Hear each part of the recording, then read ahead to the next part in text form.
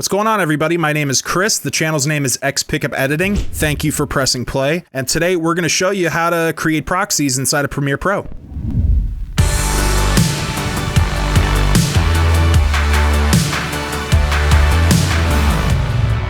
A proxy workflow can be a good solution for a few reasons, but the basic concept is to create a copy of your footage in a smaller resolution, which can then be used in place of your original media while you're editing. This allows you to play back larger files without the heavy master file weighing down your project. It also might be a really good solution for a team of editors that are working remotely that need to deliver footage through the cloud.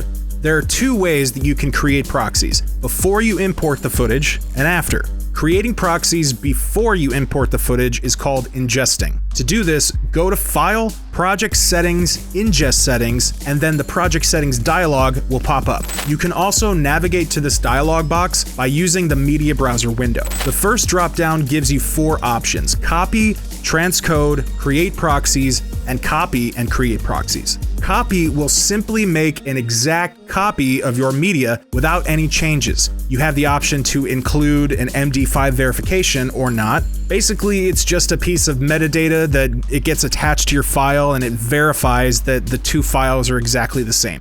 Next, you can choose the destination of your copied file. The transcoding option will not reduce resolution, but it will create another file using a different codec. Create Proxies will allow you to transcode as well, and it will allow you to reduce the resolution. And then finally, Copy and Create Proxies will allow you to duplicate your media as well as create proxies. There's also an option to add an ingest preset.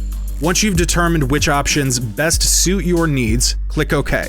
Now, every time that you import new footage into Premiere, Media Encoder will automatically start and create your proxies. Now let's take a look at how to create proxies after you've already imported your footage.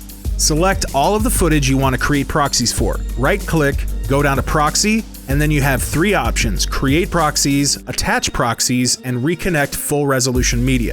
So you could attach proxies that have already been created, or if you've been working with your original media offline, you can reconnect it. For now, we'll click on Create Proxies. The Create Proxies dialog box pops up. In the first section, you can adjust your presets as well as add your own ingest preset. Under Format, you have H.264 or QuickTime.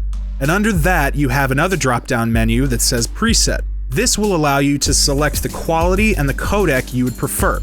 Next, we have the Destination section. You can either save the new proxy files in a proxy folder next to the original media, or browse and save directly. Once you have your settings finished, click OK.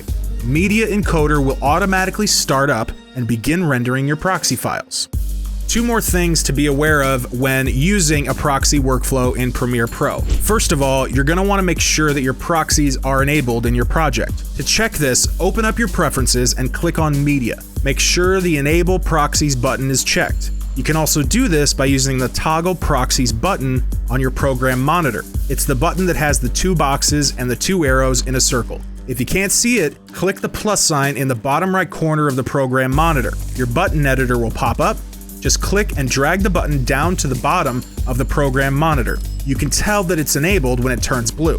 If for whatever reason you still want to render your proxies in the background in Media Encoder while you're still using Premiere Pro to edit, you can do that, but what I would suggest is going back into your preferences, and under Playback there's an option to pause the Media Encoder while you're playing your timeline in Premiere Pro. This is going to save you a little bit of processing power when you're editing, while still being able to render those proxies in the background. So that's how you create proxies in Premiere Pro. I really appreciate you guys clicking play and watching the video. Please leave a comment down below and let me know if I forgot anything, or if you have any questions. Give me a like, subscribe, and we'll see you next time.